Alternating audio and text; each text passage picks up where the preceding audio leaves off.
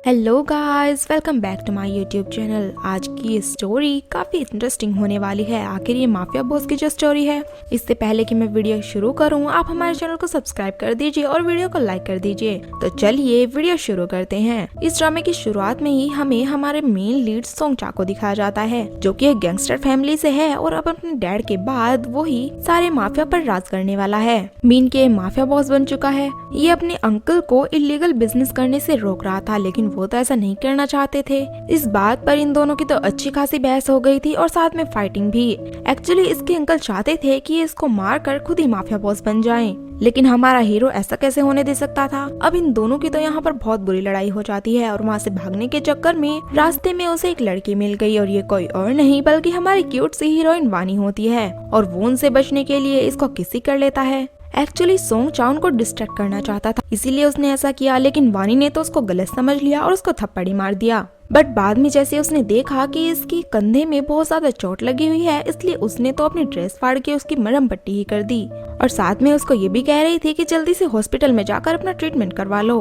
उसका ये बिहेवियर हमारे हीरो को तो बहुत ही ज्यादा पसंद आया था, इसलिए वो तो दोबारा उसको किस कर लेता है। इस बात पर वानी को गुस्सा आ गया और वो उसको बातें सुनाते हुए वहाँ से चली जाती है कि भलाई का तो कोई जमाना ही नहीं है, मैंने इसकी इतनी हेल्प की है तो फिर भी मेरे साथ ऐसा ही कर रहा है। बट उसके जाने के बाद सोंगचा ने तो बिल्कुल ही डिसाइड कर लिया था कि अगर मेरी लाइफ में कोई लड़की आएगी तो वो यही होगी, मैं इसको ही अपनी वाइफ बनाऊंगा। एक्चुअली इसका तो फर्स्ट साइट लव हो गया था और वो पहली मुलाकात में दिल दे बैठा था। इसके बाद हमें वानी के फैमिली के बारे में दिखाया जाता है। उसके डैड एक पुलिस ऑफिसर होते हैं और उसका बड़ा भाई भी पुलिस ऑफिसर था, लेकिन वो बेचारा एक गैंग्स फाइटिंग में मारा गया। वानी भी सिटी के एक बड़े से हॉस्पिटल में नर्स है। आज जैसे ही उसके डैड उसको हॉस्पिटल छोड़ने के लिए बाहर निकलते हैं कि वो तो सामने से आती हुई लग्जरी कार्स को देखकर एकदम से ही हैरान हो गए थे। एक्चुअली इन लग्जरी कार्स में कोई और नहीं बल्कि हमारा हीरो सोंगचा होता है और उसने वानी का एड्रेस पता करके वो वहीं पर पहुंच गया था। लेकिन उसके डैड जैसा कि पुलिस में थे, उन्होंने एकदम से पहचान लिया कि ये तो माफिया बॉस है। वो उसके डैड के पास आकर सीधे सीधे बात करता है और कहता है कि मैं आपकी बेटी से शादी करना चाहता हूँ। लेकिन इस बात पर डैड तो बहुत ही गुस्सा हो गए और कहने लगे कि बिल्कुल भी नहीं, मैं तुमसे तो उसकी शादी बिल्कुल नहीं होने दूंगा। बट सोंगचा तो आज वानी को अपनी वाइफ बनाने के ही चक्कर में था। वो उसका हाथ पकड़ लेता है और यही कहता है कि मेरी वाइफ तो वानी ही बनेगी।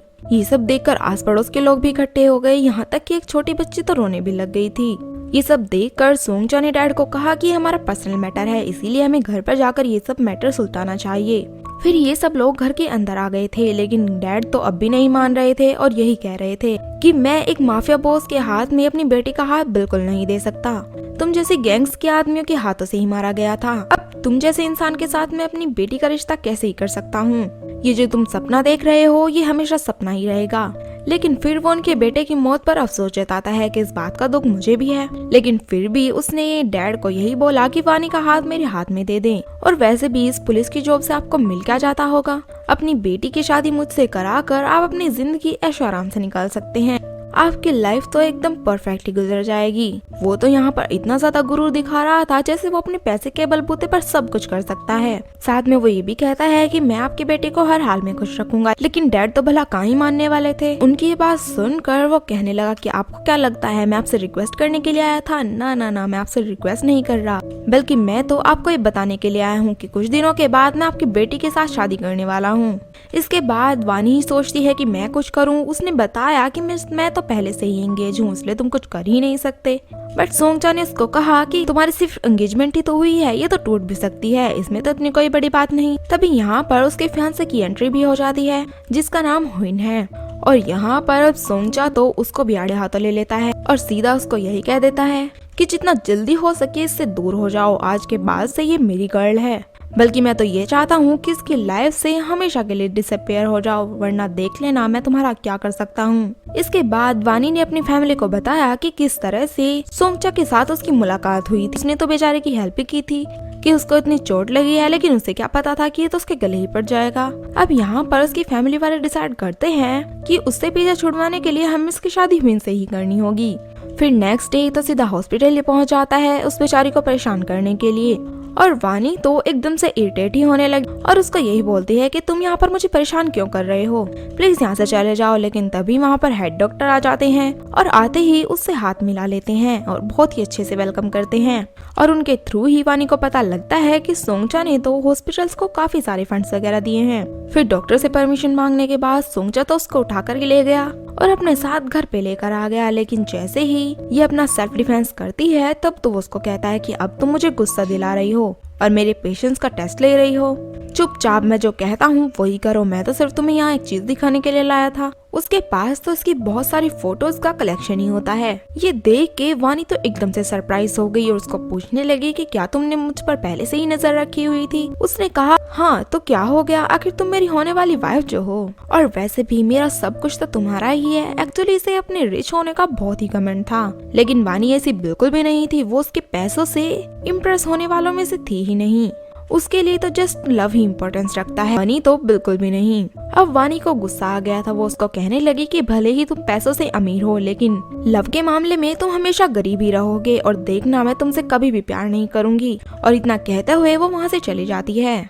इसके बाद सोंगचा जैसे ही अपने घर पर जाता है तभी हमें वहाँ पर इसकी स्टेप मॉम और स्टेप सिस्टर को दिखाया जाता है। यहाँ पर उसकी स्टेप मॉम तो यही चाहती थी कि उसकी शादी उनकी नीस से हो जाए और उसकी असली वजह ये थी कि अगर ऐसा हो गया तो इसकी सारी प्रॉपर्टी भी उनके पास ही चली जाएगी। बट यहाँ पे तो ये उनको क्लियर ही मना कर देता है कि मैं किसी और लड़की को पसंद करता हूँ, उसी से ही शादी करूंगा। स्टेप मॉम का गुस्सा तो बहुत आता है लेकिन कंट्रोल करके वो उस लड़की से मिलवाने का कह देती है, बट वो मना कर देता है और साथ में यही कहता है कि शादी वाले दिन ही मिल लेना। वहीं दूसरी तरफ ह्यून की मॉम तो ह्यून पर बहुत ज्यादा गुस्सा कर रही थी क्योंकि जब से उसे पता लगा था कि वानी के पीछे तो गैंगस्टर पड़ा हुआ है तब से तो वो यही चाहती थी कि ह्यून उसके साथ अपना सारे रिश्ते तोड़ दे क्योंकि उनको भी अपने बेटे की फिक्र थी। बट ह्यूइन तो अपनी मॉम का क्लियर मना कर देता है कि इस तरह के डर से मैं वानी को नहीं छोड़ने वाला, मैं उसको बहुत प्यार करता हूँ। वहीं दूसरी तरफ सोंगचा के पास उसकी बहन आती है और उसको यही कहने लगती है कि तुम उस वानी जैसी लड़की से कैसे प्यार कर सकते हो। एक्चुअली इसने वानी के बारे में सब कुछ पता करवा लिया था। ये कह रही थी कि उसका तो कोई बैकग्राउंड ही नहीं है और ना ही वो हमारे जितनी अमीर है, तब तुम उससे शादी कैसे ही कर सकते हो। लेकिन इस बात पर तो सोंगचा बहुत ही गुस्सा हो गया और कहने लगा कि कोई भी मेरे डिसीजन पर आखिर इस तरह कैसे रिएक्ट कर सकता है। मैं जो भी करूँ वो मेरी मर्जी है, तुम्हें इससे क्या लेना देना और तुम कर भी क्या लोगी। वानी सिर्फ मुझसे बिलोंग करती है और मैं भी देखता हूँ कि हम दोनों को अलग करने की हिम्मत किसमें है। अब ये जैसे ही वानी को कॉल लगाता है तब वानी ने तो उसका कॉल ही पिक नहीं किया, इसीलिए वो तो उसकी बिल्डिंग के नीचे ही आ गया और बहुत जोर जोर से हॉर्न बजाने लगा। तभी वानी नीचे आती है कि ये सब क्या ड्रामा लगा रखा है, लेकिन इसके बाद तो सोंगचा ने उसको पकड़ ही लिया और यही कह रहा था कि तुम मेरी कॉल क्यों नहीं उठा रही थी। बट ये तो आगे से झूठी बोल देती है कि मैंने देखा ही नहीं, तुम इतनी सारी कॉल्स कर रहे थे। बट हमारे हीरो को तो सारी समझ आ रही थी और कहता है कि तुम झूठ बोलने में बिल्कुल भी एक्सपर्ट नहीं हो। अब जैसे ही वानी वहाँ से जाने लगती है ये तो जबरदस्ती उसको पकड़ लेता है। बट वानी ने उसको कहा कि मैं सिर्फ अपने फियांसे से प्यार करती हूँ और उसी से ही शादी करूंगी। लेकिन सोंगचा ने कहा कि तुम्हें मुझसे प्यार करने की जरूरत भी नहीं है, बस मेरा ही प्यार तुम्हारे लिए काफी है। अब वो तो उसके लिए बहुत सारे प्रेजेंट भी लाता है जिसमें एक नेकलेस था। जैसे ही सोंगचा ने उसको नेकलेस पहनाया इसने तो वो नेकलेस तोड़कर नीचे ही फेंक दिया और वहाँ से चली गई। वहीं उसका असिस्टेंट परेशान होकर बताता है कि अगर इसने चोरी चोरी अपने फियांसे से शादी कर ली तब आप क्या करेंगे। बट सोंगचा कह देता है कि भला इतनी हिम्मत किसमें होगी जो मेरा लव मुझसे छीन ले। नेक्स्ट सीन में हम लोग देखते हैं कि आज वानी और ह्यूइन की शादी का दिन आ गया था। जैसे ही ये लोग एक दूसरे को अंगूठी पहना रहे थे कि तभी वहाँ पर हमारे हीरो की एंट्री हो जाती है। वो अपने बहुत सारे आदमियों को लेकर वहाँ पर आया था और फायरिंग भी करना शुरू कर देता है। लेकिन जैसे ही वो ह्यूइन को मारने वाला था कि तभी वानी उसके आगे आ गई और कहने लगी कि अगर तुम्हें मारना ही है तो मुझे मारो। सोंगचा ने कहा कि तुम्हें क्या लगता है मैं तुम्हें नहीं मार सकता, लेकिन वो भी बेचारा अब क्या करता। उसे वानी से इतना प्यार जो हो गया था उस बेचारे से तो गोली चल ही नहीं पाई। अब वो बेचारा हार कर अपने आदमियों को भी सारी गन्स नीचे करने के लिए कह देता है और ह्यूइन को पैसे का लालच देने लग जाता है। और साथ में उसने यही कहा कि मैं चाहता हूँ कि जितना हो सके उतना शांति से मैटर निपट जाए, मैं बिल्कुल नहीं चाहता कोई भी खून खराबा हो।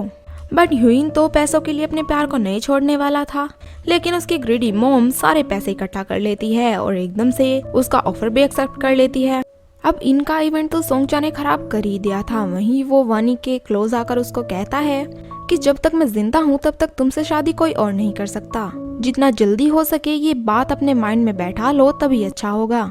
अब इतना बड़ा इंसिडेंट होने के बाद वानी की मॉम तो यही कह रही थी कि हम लोग ये शहर ही छोड़कर चले जाएंगे। लेकिन नेक्स्ट मॉर्निंग में सोंगचा उनके घर पर पहुंच जाता है बहुत सारे पैसे और गिफ्ट्स लेकर, क्योंकि उसे तो यही लगा था कि पैसे से सब कुछ खरीदा जा सकता है। वो तो यही सोच रहा था कि इतना सारा पैसा देखकर वो एकदम से शादी के लिए मान जाएंगे। लेकिन यहाँ पर तो बिल्कुल उल्टा ही हो गया। उसके डैड ने तो वो सारे पैसे लेकर उसके मुंह पर मार दिए और उसको यही कहते हैं कि मेरे होते हुए ऐसा होना इम्पॉसिबल है। तुम हमें बार बार परेशान करने के लिए क्यों आ जाते हो? हमने तुम्हें एक बार मना कर दिया, इसका मतलब मना ही होता है। डैड की ये बातें सुनकर तो सोंगचा को भी गुस्सा आ गया और वो कहने लगा कि मैं अब तक तो आप लोगों को प्यार से समझा रहा था, लेकिन आज से 3 दिन बाद मैं वानी से शादी करने वाला हूँ। जब तक आप जो भी तैयारियां करना चाहते हो वो कर सकते हो।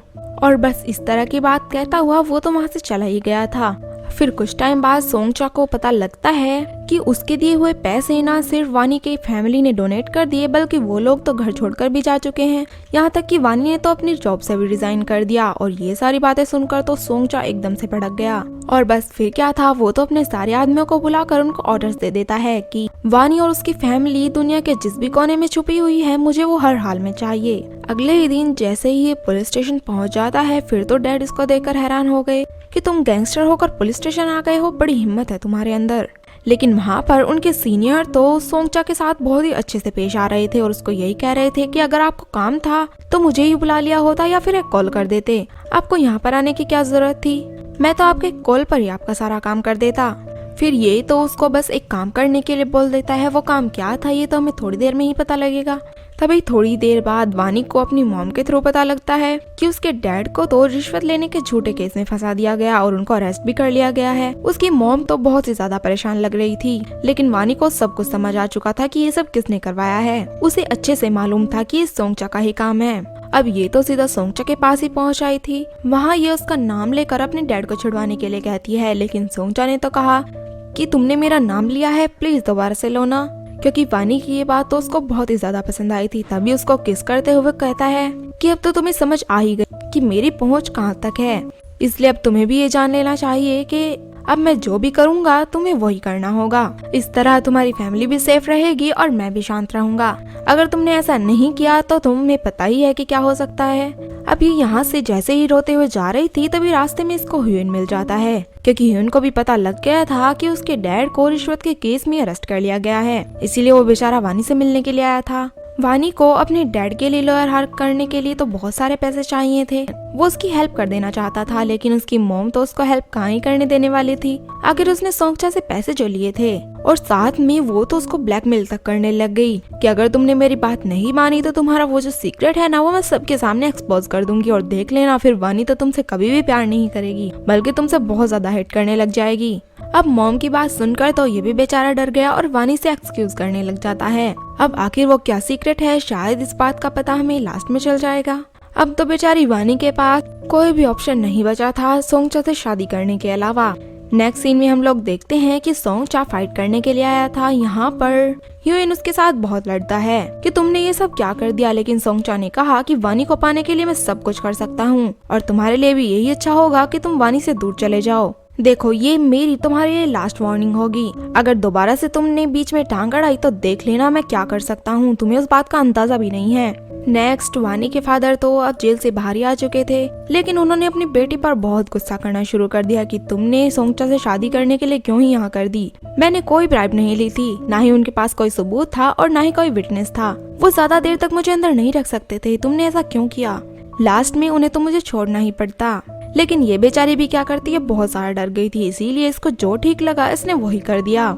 और ये अपने डैड से इतना ज्यादा प्यार जो करती है, तो ये उनको मुसीबत में कैसे देख सकती थी। फिर नेक्स्ट डे सोंगचा की बहन वानी के पास आती है और उसको बहुत सारे पैसे दिखाकर कहती है कि तुम्हें मेरे भाई से शादी करने के लिए मना करनी होगी, ये लो पैसे, जितने तुम्हें चाहिए उतने रख लो। और उसकी मॉम और उसको दोनों को ही बहुत बुरा भला कहने लग गई। उसने तो यहाँ तक कह दिया कि तुम मिडिल क्लास लोगों का काम ही है अमीर लोगों को फंसाना और उनसे बहुत सारे पैसे लूट लेना, और ये सब तुमने जरूर अपनी मॉम से ही सीखा होगा। लेकिन इस बात पर तो वानी को बहुत ज्यादा गुस्सा आ गया। वो कहने लगी कि मुझे कोई शौक नहीं है तुम्हारे भाई से शादी करने का, वो वैसे ही मेरे पीछे पड़ गया है, तुम ही उसको जाकर समझाओ। वानी को तो यहाँ पर इतना गुस्सा आ रहा था कि उसने तो इसकी अच्छी तरह से धुलाई कर दी और इसको वहाँ से भगा ही दिया। फिर जैसे ही ये घर पर जाती है तब तो अपने भाई के सामने शिकायतें ही करवाने लग जाती है कि देखो उस लड़की ने मेरे साथ कितना बुरा बर्ताव किया, मेरे हिसाब से तो तुम्हें उस लड़की को छोड़ ही देना चाहिए। लेकिन तभी सोंगचा ने उसको कहा कि ये लो वाइन, इसके बदले में तुम ये मेरे मुंह पर मार सकती हो, लेकिन ये शादी तो नहीं रुकने वाली किसी भी कीमत पर। और बस ये कहता हुआ वहाँ से चला ही गया था। उसकी स्टेप मॉम और सिस्टर दोनों ही बैठे फिर बातें करते हुए दिखाई देती हैं, जिसमें वो कह रही थी कि हमें जल्द से जल्द ये शादी रोकनी पड़ेगी, नहीं तो अगर सोंगचा ने डिसाइड कर ही लिया है तो ये शादी होकर ही रहेगी। अब आ जाता है शादी का दिन, जहाँ पर वानी को एक मेकअप आर्टिस्ट तैयार कर रही थी और उससे बहुत ज्यादा जेलस भी फील कर रही थी कि तुम कितनी लकी हो, तुम्हें सोंगचा से शादी करने का मौका मिल गया। लेकिन वानी को तो अब भी गुस्सा आ जा रहा था। वो कह रही थी कि अगर तुम चाहती हो तो तुम ही उससे शादी कर लो, मुझे वैसे भी कोई शौक नहीं है, ना ही मैं कोई बुरा मनाऊंगी। और ये सारी बातें सुनकर सोंगचा तो वहीं पर ही पहुंच जाता है। अब उस लड़की ने इसकी वाइफ को इतनी सारी बातें जो सुना दी थी, इसीलिए उस लड़की का पनिश होना तो बनता ही था। और आइंदा अगर मेरी वाइफ के बारे में कोई कुछ बोलेगा तो मैं उसका यही हाल कर दूंगा। और फिर उनके जाने के बाद ही वो वानी से पूछता है कि ये बताओ कि क्या वो लड़की सही कह रही थी। उसने कहा कि हाँ, वो लड़की सही कह रही थी, ये मैं भी एग्री करती हूँ, क्योंकि मुझ जैसी वर्थलेस लड़की के साथ तुम जैसा पर्सन कैसे ही शादी कर सकता है। लेकिन इस बात पर तो वो गुस्सा ही करने लगा था कि तुम मेरे लिए बहुत लकी हो और तुमसे शादी करने का मतलब मेरा एक सपना है जो आज पूरा होने वाला है।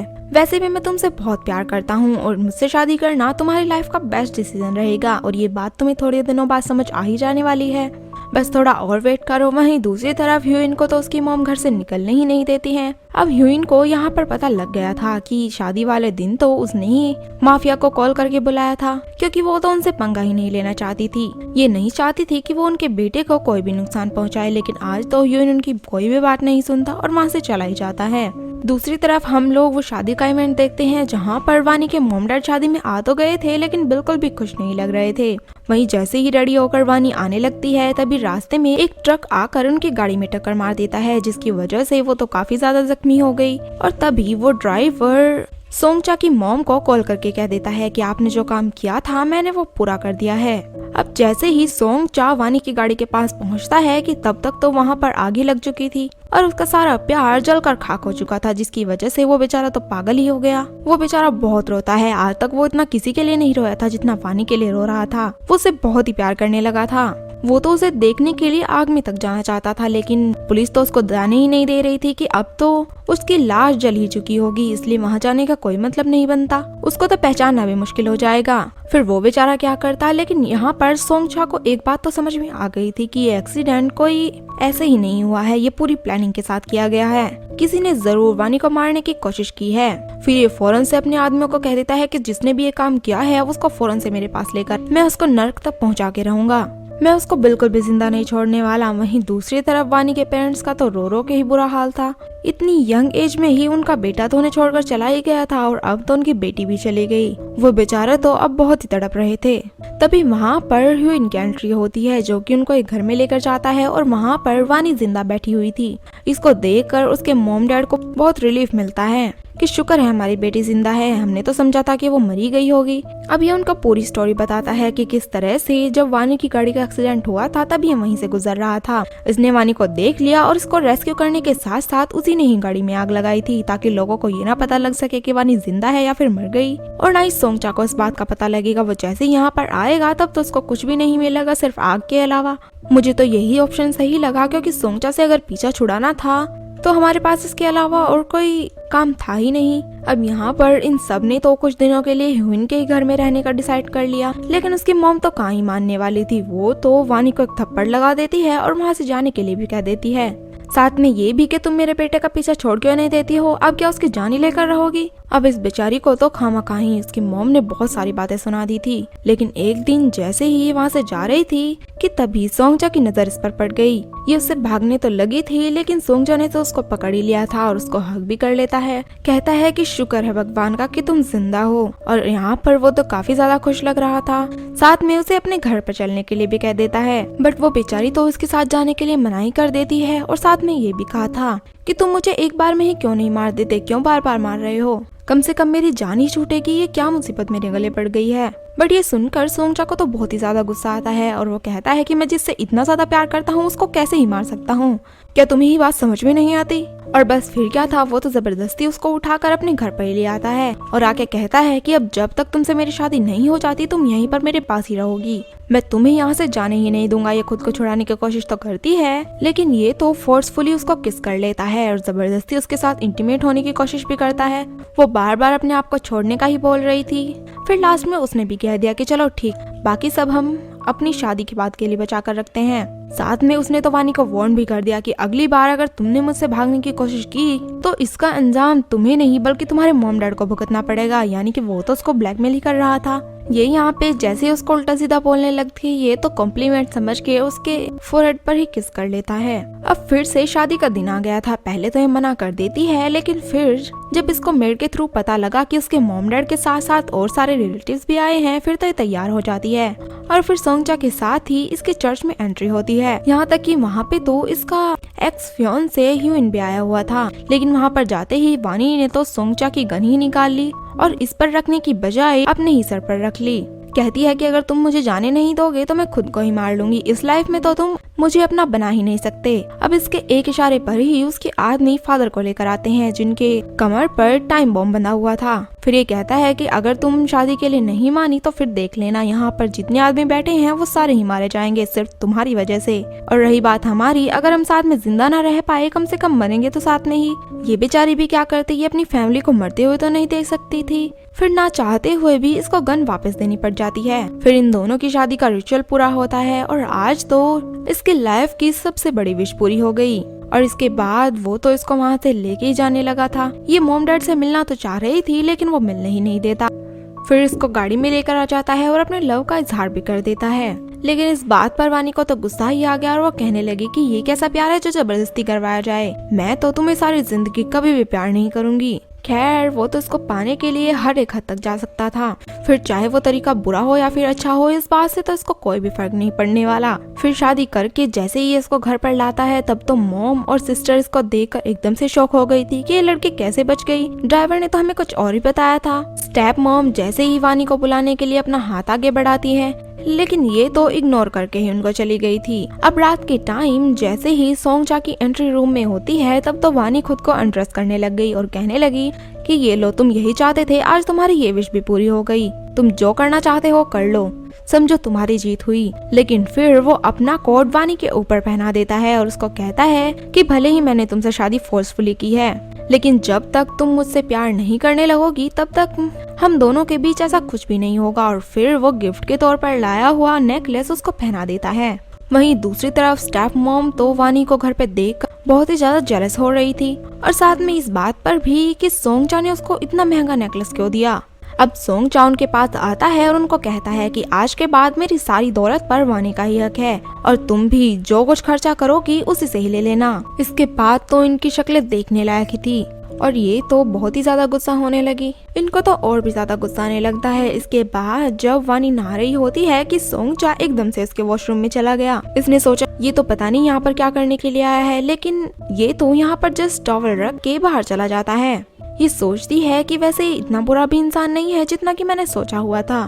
फिर जैसे ही ये अपने वर्क के लिए हॉस्पिटल आती है, तब तो इसकी सारी फ्रेंड्स उसके हस्बैंड की बहुत ज्यादा तारीफें करने लगी कि उसने हमारे सिर्फ इस हॉस्पिटल के लिए नहीं बल्कि नए वाले हॉस्पिटल के लिए भी बहुत सारा पैसा डोनेट किया है। जिसके बाद वो तो दिल से भी खुश होने लग गई कि मैं तो खामखा ही ऐसे कर रही थी, वो सच में एक नाइस पर्सन है। यहाँ से जाते हुए ह्यून उससे मिलने के लिए आया था। वानी अब तो उसे खुद से मिलने के लिए रोकने ही लगी थी कि अब मेरी शादी हो चुकी है, प्लीज तुम इसके बाद इंटरफेयर ना ही करो तो अच्छा है। लेकिन ये तो उसको जाने ही नहीं देने वाला था और बस हाथ पकड़ के ही खड़ा हो गया। तभी सोंगचा और उसकी स्टेप सिस्टर्स को देख लेते हैं और सिस्टर तो उसको भड़काने ही लगी थी कि देखो तुम्हारी वाइफ ने तो अपने एक्स को अब तक छोड़ा ही नहीं है, वो तो उसी को ही प्यार करती है। इस बात पर सोंगचा को तो बहुत ही गुस्सा आ गया। फिर वो अपने आदमियों को कहकर ह्यून को उठवा लेता है और उसकी बहुत पिटाई करवाता है और साथ में सोंगचा ने भी उसे बहुत मारा और यही कहता है कि तुम्हारी हिम्मत भी कैसे हुई मेरी वाइफ को टच करने की, मैंने तुम्हें पहले ही मना किया था कि उसके क्लोज बिल्कुल भी मत जाना। और इतने गुस्से में आ गया कि उसकी बाजू ही तोड़ देता है। अब रात के टाइम जैसे ही सोंगचा की एंट्री रूम में होती है, वानी तो उसको देखकर स्माइल करने लग जाती है क्योंकि हो ना हो ये भी उसको थोड़ा थोड़ा पसंद तो करने ही लगी थी। लेकिन सोंगचा तो उससे गुस्सा था कि वो ही इनसे मिली ही क्यों। और बस इसके बाद तो उन दोनों के बीच लड़ाई होने लगी और बाहर स्टेप मॉम और सिस्टर दोनों ही इनकी आवाजें सुन रहे थे कि इनके बीच लड़ाई हो रही है और दोनों बहुत खुश भी थे। वहीं अंदर सोंगचा तो इसको फोर्सफुली किस करने लग गया, लेकिन इस बात पर वानी ने तो उसको थप्पड़ी मार दिया कि ये तुम क्या कर रहे हो। लेकिन उन दोनों की लड़ाई के बीच तो इस बेचारे का हाथ ही जख्मी हो गया, जिसके बाद ये तो वानी को अपनी गोद में उठाकर हॉस्पिटल ले जाने लगता है। उसकी चोट को देखकर ये तो इतना ज्यादा परेशान हो गया कि इसने तो अपनी मॉम और सिस्टर को भी नहीं देखा, जैसे कि ये तो उनको इग्नोर ही करके चला गया हो।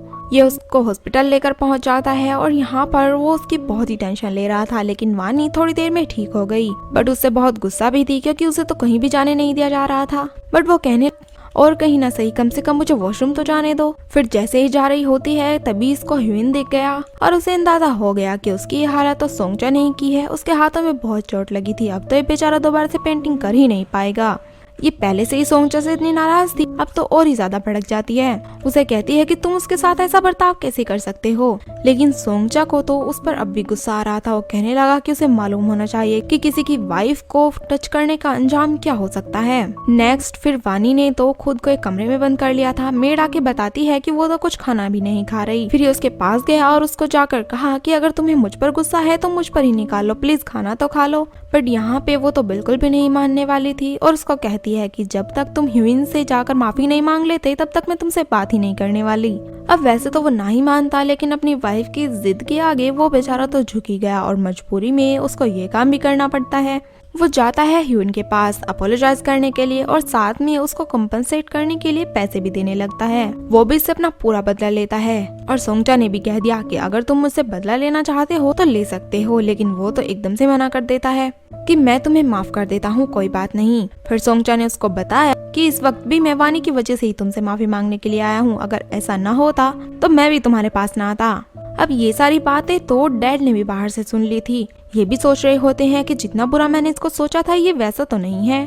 फिर से मिलने के बाद ये उसकी शादी को भी अप्रूव कर देते हैं और फिर ये उसको बताता है कि ये उनकी बेटी से कितना ज्यादा प्यार करता है। जब से उनकी फर्स्ट मुलाकात हुई थी ये किस तरह से उसका दीवाना ही हो गया था। फिर डैड उसको एक मशवरा देते हैं कि अगर तुम मेरी बेटी से इतना ही ज्यादा लव करते हो तो उसको अपने साथ रहने के लिए मजबूर ना करो।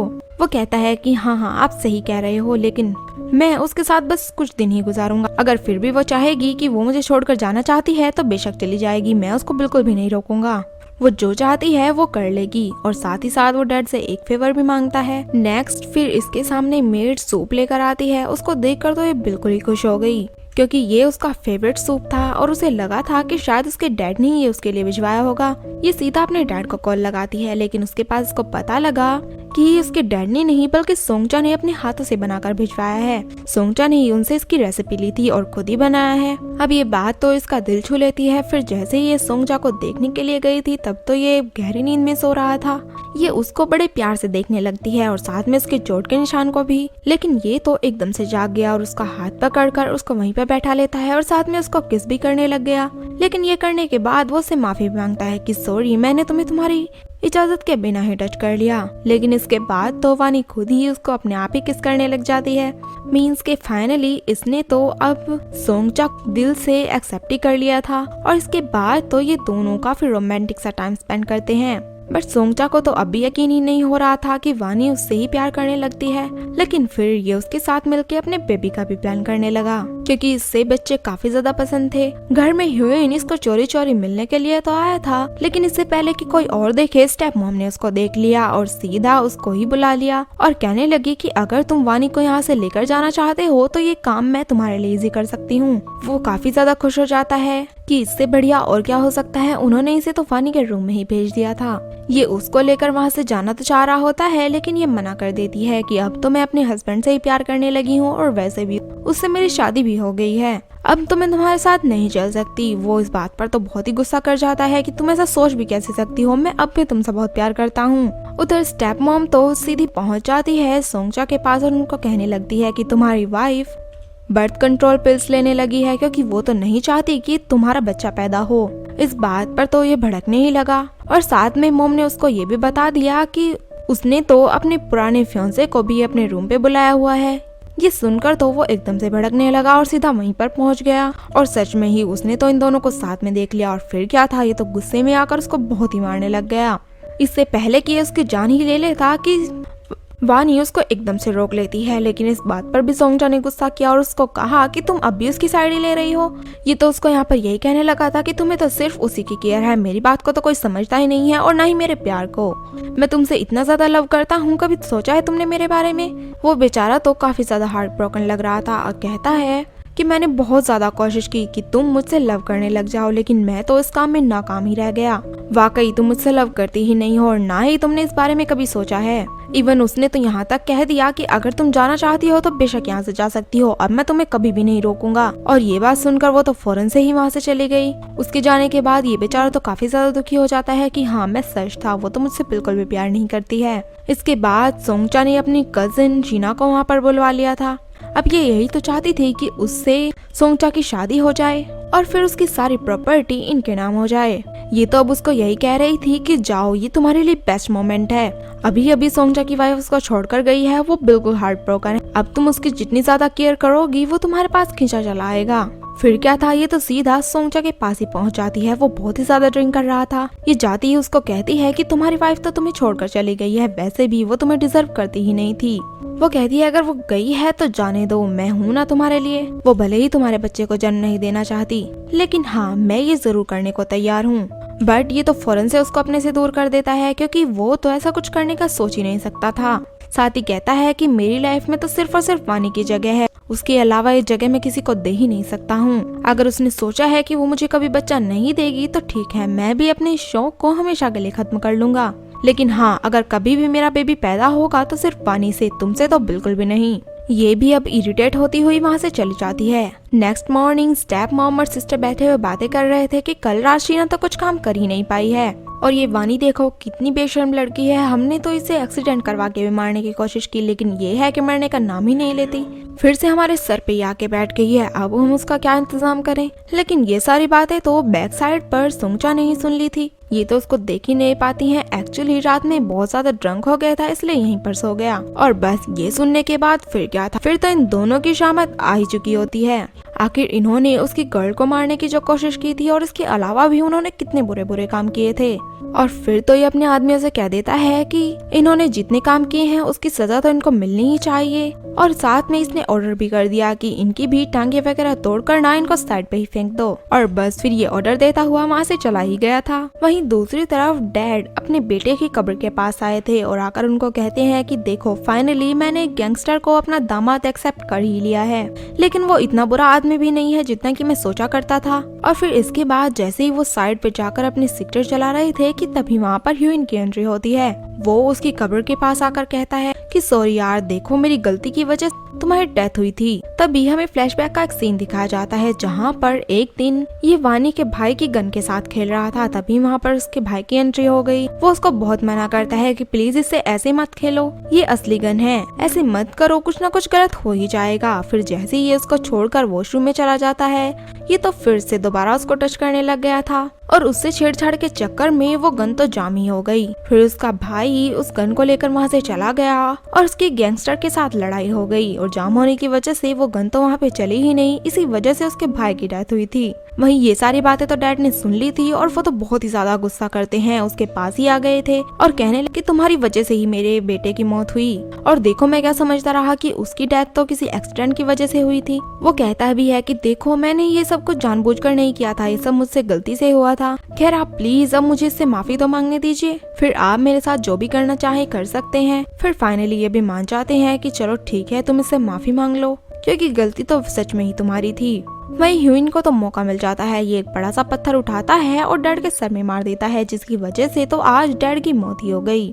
वहीं अपने डैड की डेथ का सुन के वानी तो वहीं पर पहुंच गए और बहुत रोने लग जाती है। ह्यूइन को तो यहाँ पर मौका मिल गया था, वो तो उस बेचारी को भड़काने ही लगा। कहता है कि तुम्हारी डैड की डेथ के पीछे का जिम्मेदार कोई और नहीं बल्कि सोंगचा ही है। वो तो वैसे भी तुम्हारी फैमिली से हेट किया करते थे और जैसा कि तुम उसके घर से चली आई, इसीलिए उसने तो तुम्हारे डैड को ही मार डाला। अब हमें दिखाया जाता है कि कैसे ह्यूइन कॉल करता है सोंगचा को और उसको कहता है कि देखो तुम्हारी वाइफ मेरे कब्जे में है, अगर तुम यहाँ से इसको लेकर जाना चाहते हो तो लेके जा सकते हो, लेकिन तुम्हारे लिए एक वार्निंग है, पुलिस को बिल्कुल भी मत बताना और ना ही किसी को यहाँ पे लेके आना। वहीं वानी भी कह देती है कि प्लीज मेरी हेल्प करो। इसके बाद तो सोंगचा को एकदम से यकीन हो गया और वो तो अकेला ही इसको बचाने के लिए निकल पड़ा। उसको क्या पता था कि कौन सी मुसीबत उसके गले पड़ने वाली है। ये वहीं पर ही पहुंच जाता है और जाके बिल्कुल शॉक हो गया क्योंकि वहाँ पर वानी ही गन लेकर खड़ी थी और उसने तो इसके ऊपर ही गन तान ली। साथ में ह्यूइन भी इसको भड़काया जा रहा था कि देखो पहले तो इसने तुम्हें बहुत ज्यादा तंग किया, फिर तुम्हारे डैड को भी मार दिया, आज तो टाइम आ ही गया है, तुम्हें इससे बदला ले ही लेना चाहिए। अब यहाँ पे तो ह्यूइन की बातों में आकर इन दोनों ने ही मिलकर ये प्लान बनाया था कि उसको यहाँ पर बुलाएंगे और मार देंगे। वो कोशिश तो करती है सोंगचा को मारने की, लेकिन बेचारी मार ही नहीं पाती। आखिर उसको वो प्यार जो करने लगी थी। लेकिन इस बात पर तो ह्यूइन को बहुत ज्यादा गुस्सा आ गया। उसने डंडा उठाया और वो सोंगचा को मारने लगा, साथ ही साथ वानी को भी मारता है और अपने सीक्रेट को भी उनके सामने एक्सपोज कर देता है क्योंकि उसे तो अब लगा था कि इन दोनों को मार के खत्म ही कर देगा। उसने बताया कि न सिर्फ तुम्हारे डैड को बल्कि तुम्हारे भाई को भी मैंने ही मारा था, उसकी मौत भी मेरी ही वजह से हुई थी। ये सुन के ही वानी को तो बहुत गुस्सा आ गया था क्योंकि उसने तो बिल्कुल भी ऐसा नहीं सोचा था कि ह्यूइन ऐसा इंसान निकलेगा। अब जैसे ही ह्यूइन उसको पकड़कर कहता है कि आज मैं सिर्फ ना तुम्हें ही बल्कि तुम्हारे इस लवर को भी मार दूंगा।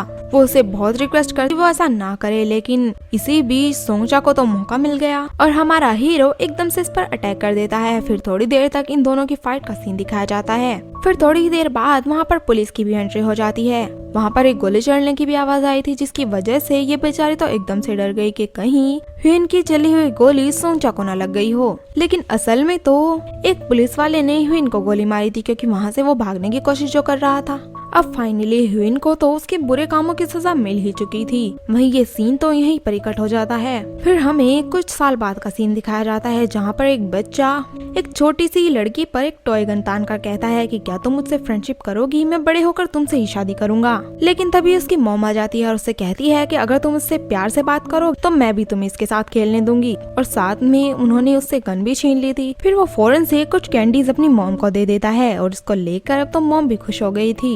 वहीं पर ही हमें इनके मॉम डैड दिखाए जाते हैं जो कोई और नहीं बल्कि सोंगचा और वानी ही थे। फिर उसके हाथ में गन देकर वानी तो अपने हस्बैंड को यही कहने लगती है कि देखो मैंने मना किया था ना कि मेरे बेटे को इस तरह की चीजें मत दिलाना, तुम तो बाजी नहीं आने वाले। वो भी कह देता है आखिर ये मेरा बेटा है, मैं इसको गन लेके क्यों नहीं दे सकता हूँ, वैसे भी मैं गैंगस्टर था और इसी बात ने तुम्हें भी अट्रैक्ट किया था ना। ये सुन के वानी तो यहाँ पर शाई फील करने लग जाती है। फिर जैसे ही ये उसके क्लोज आता है तभी इस छोटे बच्चे को असिस्टेंट ने उठाकर इसका मुंह भी साइड पे कर दिया था और बाकी सबको भी अपना फेस दूसरी तरफ करने को बोल देता है। फिर इन दोनों के इसी क्यूट से मोमेंट के साथ ही हमारे इस ड्रामे की भी हैप्पी एंडिंग हो जाती है।